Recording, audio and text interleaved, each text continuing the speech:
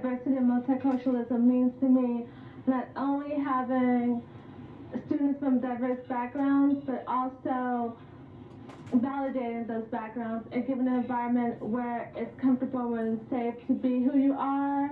I was born in Mexico, Guadalajara, Mexico, and I traveled up to Los Angeles to visit my father one summer and ended up staying there and attended high school and met a very, very diverse group of people, which was one of the things that incited me to apply to college, specifically at the University of California in Berkeley.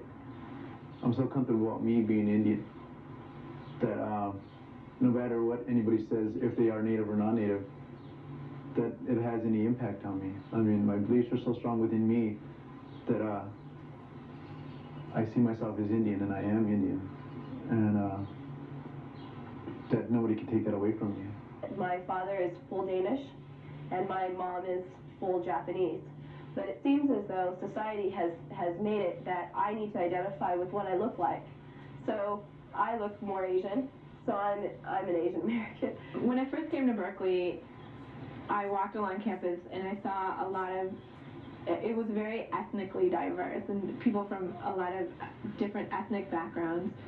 But then after going here for a while, I realized that it goes a lot deeper than that. There's a lot mental diversity, physical diversity. There's just your experience in life. A white man who's a paraplegic, pushing his chair around with this incredible upper muscular body. That is the stereotypical image of a disabled person, male, white, and pushing himself, and he's still, you know, this virile guy who's out there and active. Unfortunately, most of us are not that way. Because I'm a reentry student, and I'm 27, and when I started at Berkeley, I was 25. And so my experience is a little bit different than that of someone who was perhaps 17 or 18 years old and coming to the university. I think that what a lot of gay, lesbian, bisexual groups on campus are concerned with is the issue of coming out, discovering one's sexuality, perhaps being in the first year or so of that discovery, and just sort of coming to terms, sort of knocking around in that new identity. And that's something that I've had about 10 years of experience with in my adult life. I am Russian, Hungarian, German, learning disabled, re-entry, exciting. I'm a lot of things. It's hard for me to categorize myself in one little box. I don't fit neatly in one little box. He is a tall white male, and we started to talk, and when we were hanging out, words came up that really pushed my buttons. There's a group of people playing basketball, primarily African-American men, and the other group is those who are playing volleyball, primarily white men. And I remember walking in and getting looks from people as if to say, oh, well, basketball's next thing, you know. And then when I did get on the court and they saw that I had some kind of skill, you know, not just raw athleticism, but some kind of skill, and actually understood the game, it was like, oh, everyone wanted to know your name. On this campus, Asians are very much seen as, you know, Chinese, Japanese, or Korean, very much as, you know, East Asians. And I thought, you know, India's part of Asia, and I had to, you know, remind people, I felt obligated to say, you know, Indians are Asian, because they're lumping Asians into one category. And then someone in the classroom said, well, you know, well, it's all Asians, you know, all Asians, you know, it's the same thing. And for me, I don't know if you could call that racism. For me, that was just very much a denial of the, like, identity of the different Asians in Asia. I've had an experience just recently, and it was related to the Rodney King incident, because it was the first night of the riots in LA, and things were getting pretty tense up here in Berkeley as well. And it was about 10:30 at night, and I was walking outside of my apartment, and I was going to the grocery store that's right across the street from my apartment. And when I got to the street, a car slowed down. It was a corner, and the car slowed down to make a turn, and it was filled with black people. And I heard one of them shout out from the car, "There's a honky, let's shoot the son of a bitch." And that, it really made my heart sink because, well, for one, it was a really scary experience, but at the same time, it made me think and it made me realize that it takes something as big as Rodney King, you know, it takes something as big as the LA riots for that to happen to me, you know, and yet I know that that has to happen to other people on an everyday basis, and it doesn't have to have this big, huge spark to happen. And so, while I was scared, it was kind of hard for me to feel sorry for myself at all. I worked in a store, a retail shop just down the street from campus, and one of the students who I worked with, a white male, made a reference to my getting into Cal solely on affirmative action. And then when I told him that I had a 4.0 plus, I was valedictorian in high school, I was student body president, I was at, you know, all the different clubs that I was involved in, he was really shocked, you know, that an African American male could have achieved all these things in high school.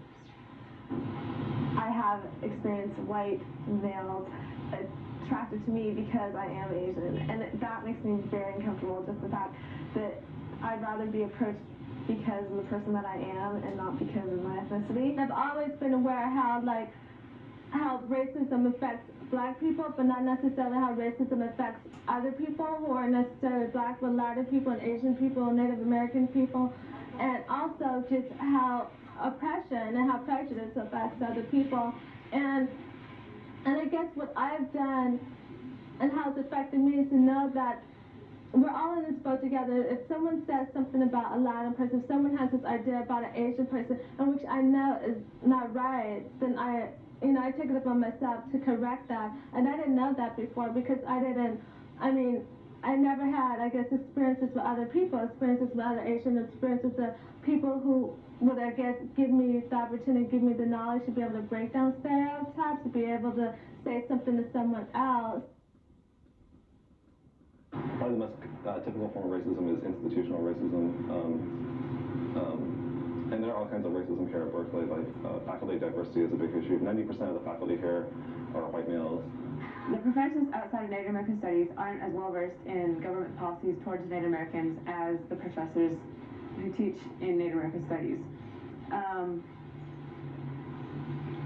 You tell them, you know, about relocation and about termination, and I spoke to one professor in his office hour, and he didn't really know what the relocation was, you know, so I had to explain to him that it was the removal of, like, Native people off their homeland to an urban area to basically try to assimilate them into the white culture, into the mainstream. He didn't really see anything wrong with that. He thought, well, that's what Native people would be to become, you know, white. Why are all the teachers here male and white? And I think it makes a big difference because it makes you wonder, if I ever wanted to be a professor, how difficult would it be for me because I'm a woman of color. During certain classes, I've had the opportunity, when discussing issues of diversity, I found myself in a position, actually, that makes me feel a little uneasy because I am a Latino, and when we discuss issues on Latinos, and I'm the only minority, the only Latino in class, people kind of turn their heads and look at me, expecting for me to speak out these great words of wisdom or just explaining what the experience of the entire Latino community is, where there's no way I can possibly do that. A friend of mine had a critique. It was a painting of a woman who was sitting down on the floor, and she was nude, and she had really full forms and figures. It was a very brown painting, and the critique that she got was, no one's going to understand your work. Why does it have to be so earthy? Why does it have to be so brown? And it was really particular. The issues weren't about, like, her piece as conveying any sort of message. He was, like, picking on things that she had chosen that she felt had to do with her culture as a Chicana. What's important for me is not whether my professor is gay or lesbian or bisexual. In that sense, I would say that I know I've had professors who are gay or lesbian or bisexual. Statistically, it's got to be the case. What's more important for me is do I have a professor who identifies openly as gay, lesbian, or bisexual? What matters for me is that teacher doing education not only in their subject, but education towards trying to erase the homophobia and biphobia that exists on our campus, in our society.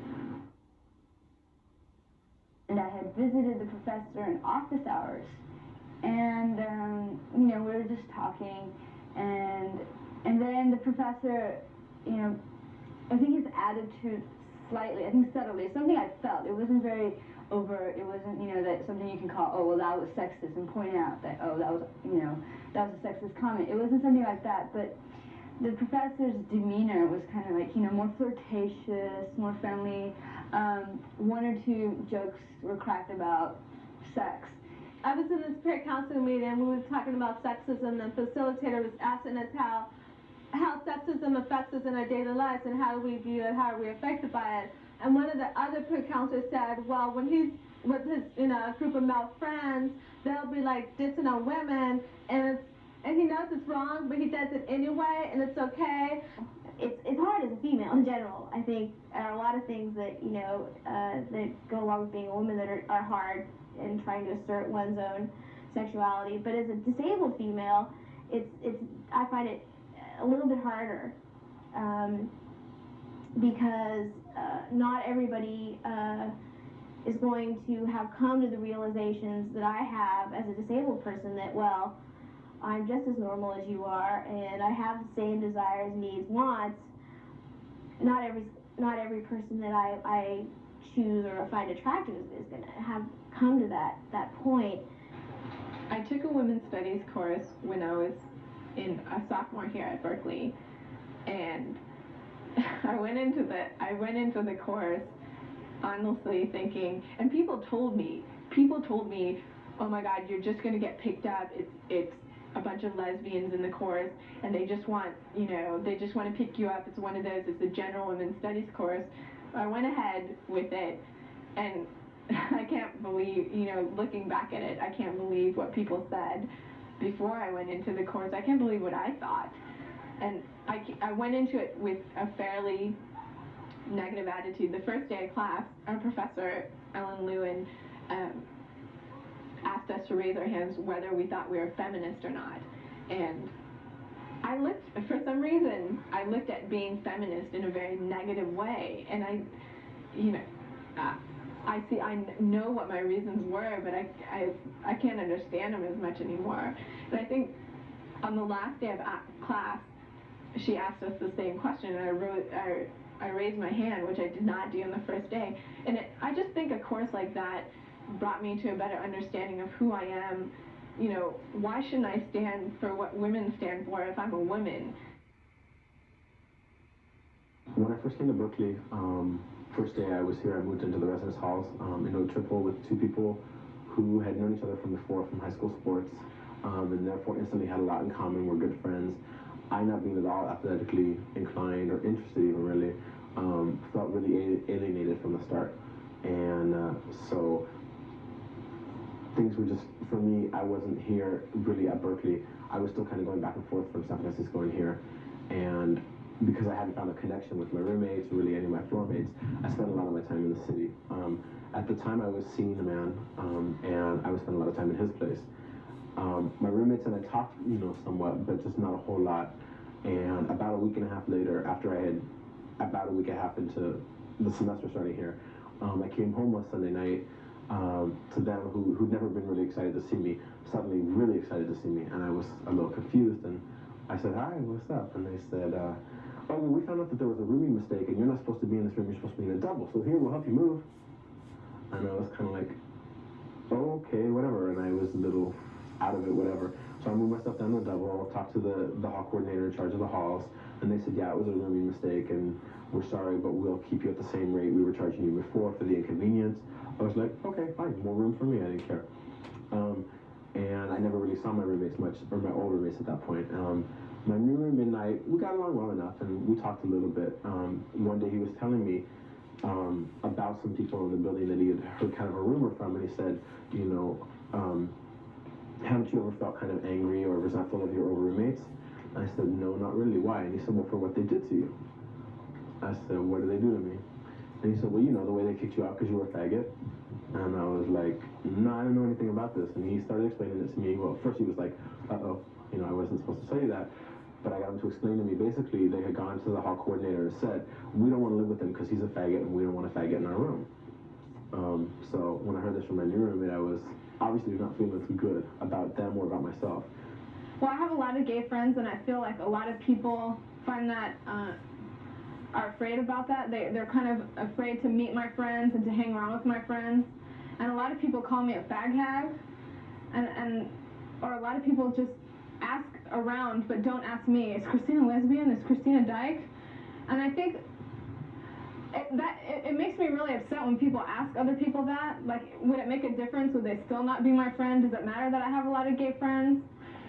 When you're in a group of heterosexuals, there's a lot of gay bashing, and it's hard when you don't believe that.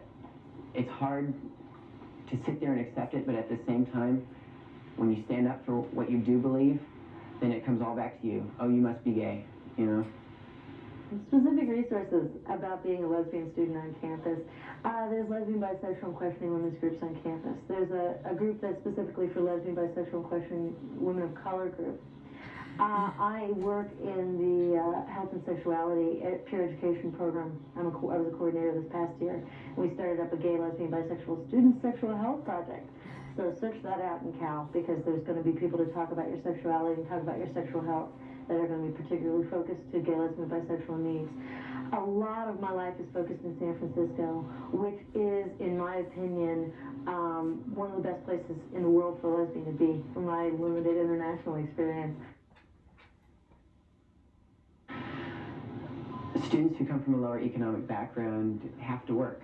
You know, I had to work 30 hours a week my first 2 years here, and I was taking full load, and I still had to compete with those students who didn't have to work.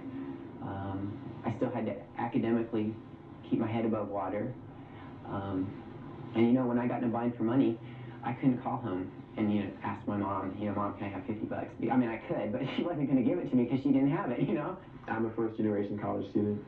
You know, I know that it's an uphill battle because there's not a lot of cultural capital that I can fall back on in terms of how to deal with professors, how to interact with professors, how to write a paper, you know, how to meet deadlines, etc. These have all been new experiences for me, and it's different than from high school, because high school you have your teacher over your shoulder saying, okay, now come on, Wesley, do your paper, this and the other. Here, you're on your own. You know, it's the whole sink or swim mentality, especially in Berkeley.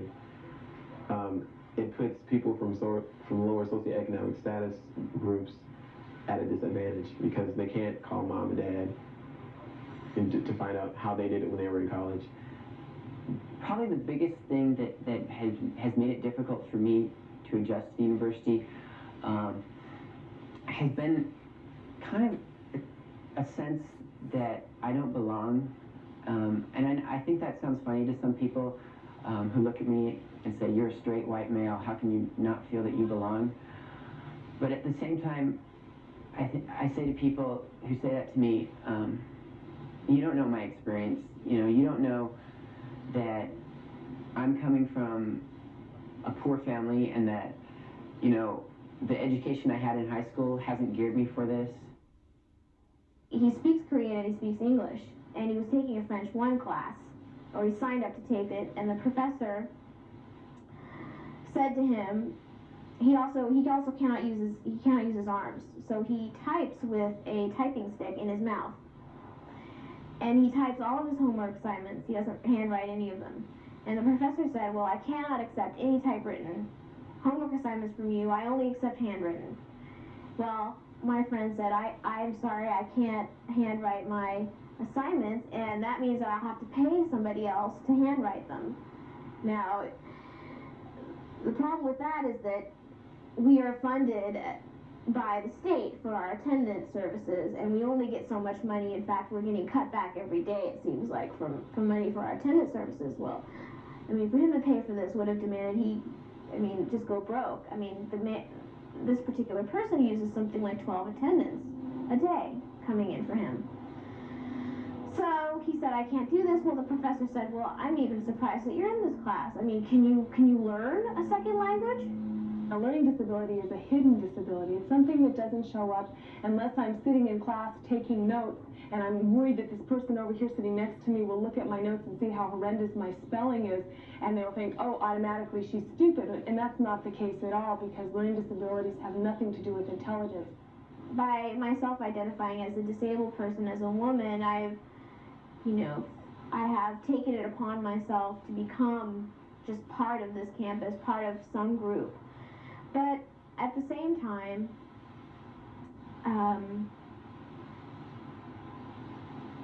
it's other people's labels of me have also impacted my ability to become parts of other groups. I chose to come to Cal because of the multicultural community here, and also because they have a wonderful disabled students program here and a reentry program here, and those are facets of who I am, and I really wanted to have the support. A lot of people said this place is too big, you won't fit in, you're learning disabled, you won't make it, you're an older student, you won't make it.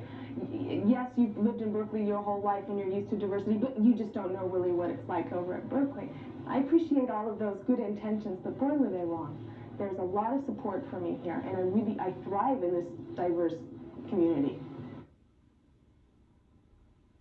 I try to explain that to people, and I try to say, if you look around, you're probably sitting with your own kind too. And that's not because you necessarily have something against people of other ethnic backgrounds, but because that's what you're used to and that's what you feel safest with, because you know it best. I don't see a really unified people of color movement at this campus. I see a lot of fragmented groups. There's Asian political groups, Chicano Latino political groups, and African American political groups. But there's no real attempt by those different groups to come together. In dealing with other South Asians, I'm just meeting on a South Asian level, that you're South Asian, I'm South Asian, but we're going to talk about, we talk about a lot of just student things growing up in Cal. But I think underlying that was the fact that I didn't have to explain a lot of the cultural assumptions or cultural, sometimes baggage, that as a South Asian that I brought to my interaction when I interacted with other South Asians, because I knew how, I felt that I knew they understand without my telling them. Right away you can come into somebody like the student group for natives, that somebody that's kind of had the same experiences and you can talk to, and I think that's most important, is they make you feel comfortable. Not only do they make you feel comfortable here, but they can share their past experiences with you and kind of help you negotiate the system. By going to the junior college and coming to Berkeley, the transition between that is that I spent a lot of time with myself and not in my peer groups, which were all white, but I was able to really kind of get to know myself and to be able to say, yeah, I'm a Japanese person and I'm proud, and these are the things that I can bring, my experiences as my mom, being first generation here, all the wonderful things that happened to her, all of her experience and all the things that she's taught me from the Japanese culture, trust, respect, a lot of things that have made me who I am, I was able to look at and to really reflect on and be proud of. And so I think at Berkeley, I'm able to share that with other people, is to really be able to identify myself in order to really fit into the community and to see where I actually fit. I'm a 32-year-old woman who loves swimming, and I had a chance to play collegiate water polo on the women's team. I had a chance to play water polo. I had an opportunity to cultivate my writing skills with the poetry class with June Jordan. It changed my life, and a chance to learn about different people's perspectives. My mind has just opened up. I came here thinking I knew so much, and actually today was my graduation, and I graduated, and I'm leaving here knowing, wow, there's a lot I need to learn, and it's a wonderful way to look at the world. I think those three issues, racism, sexism, and homophobia, have affected me at Berkeley, just for the fact that people are a lot more conscious of it here, and like, I've always encountered the complaint from different people that that people are too conscious of it here, like they make such a big deal about whether or not that comment offends someone. And I think that that's not necessarily a bad thing, because you have to be super conscious of it so that when you go out into the real world and the average person out there doesn't really realize things they're saying, it's almost like you've been in an environment where you are conscious of it so that you can make a difference with it.